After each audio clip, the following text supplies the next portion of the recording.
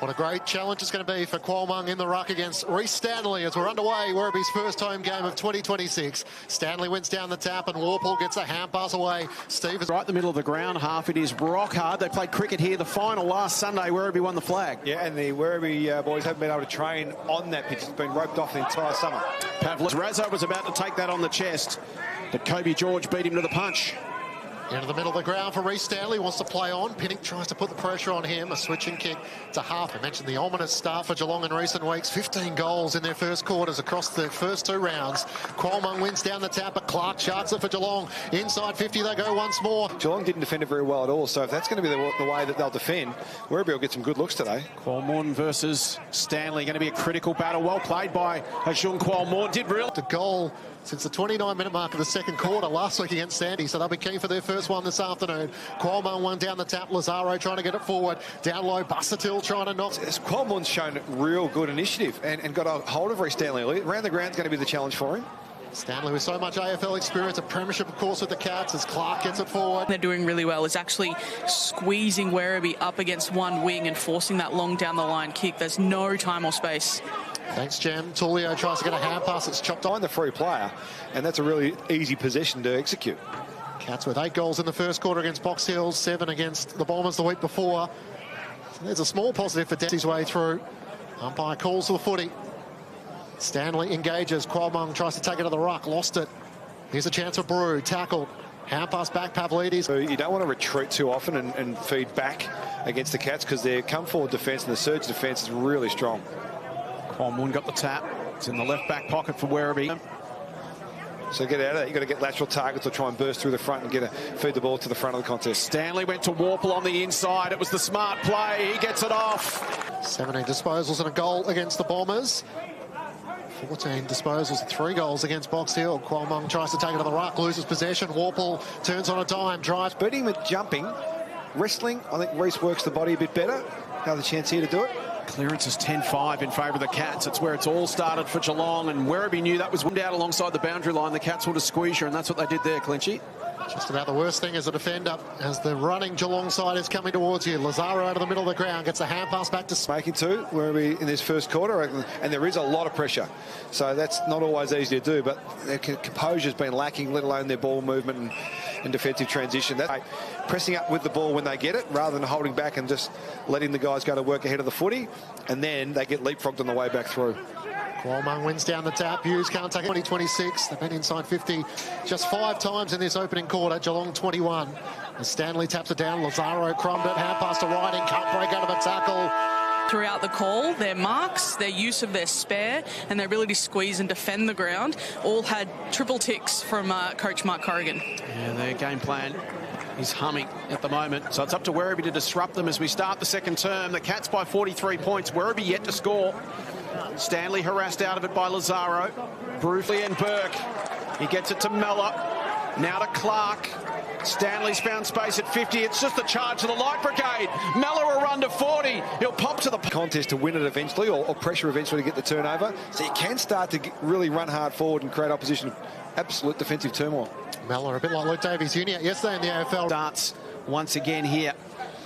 His Cats lead by 49 points. Qualmorn comes over the top, tries to get away from Stanley. Rhys buries him into the turf. Play on the call. He's the sort of guy that needs to get busy. He's had 6 touches.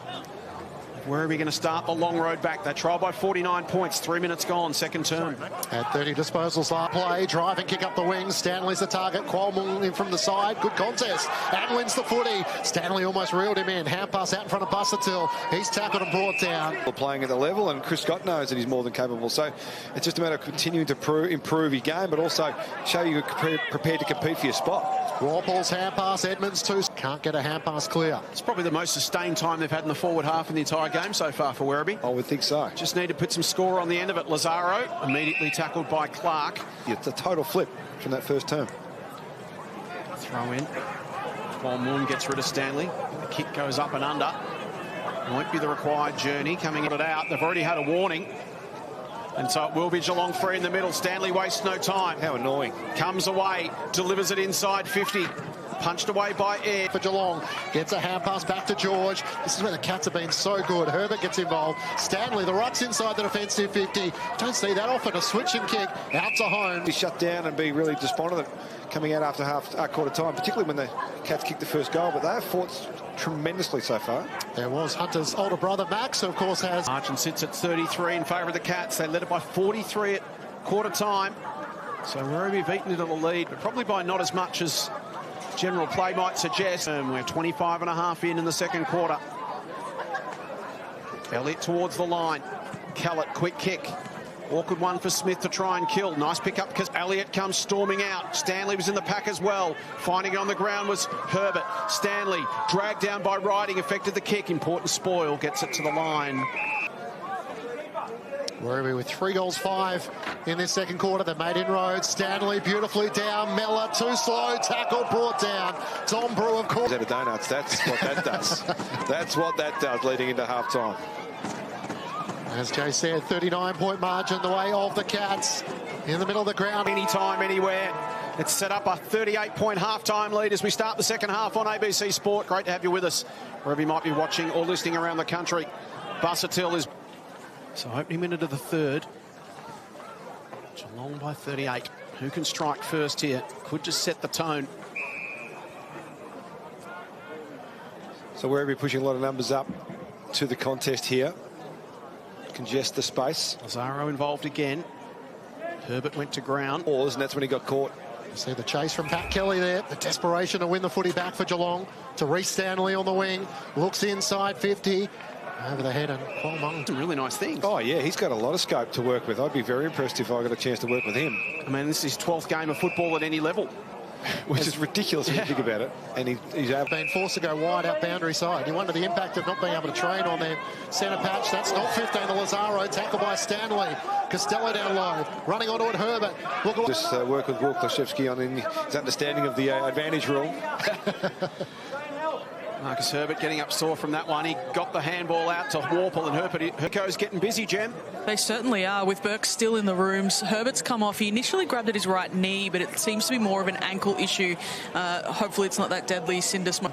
Just try and unsettle Geelong's defence. And play small. A bit of small ball mightn't hurt against Geelong. Certainly something in which Dan Lather would be considering. Lazaro trying to break away from the Stevens. Werribee have tried to wriggle free. Found they're going pretty tough. Here's Dalhouse.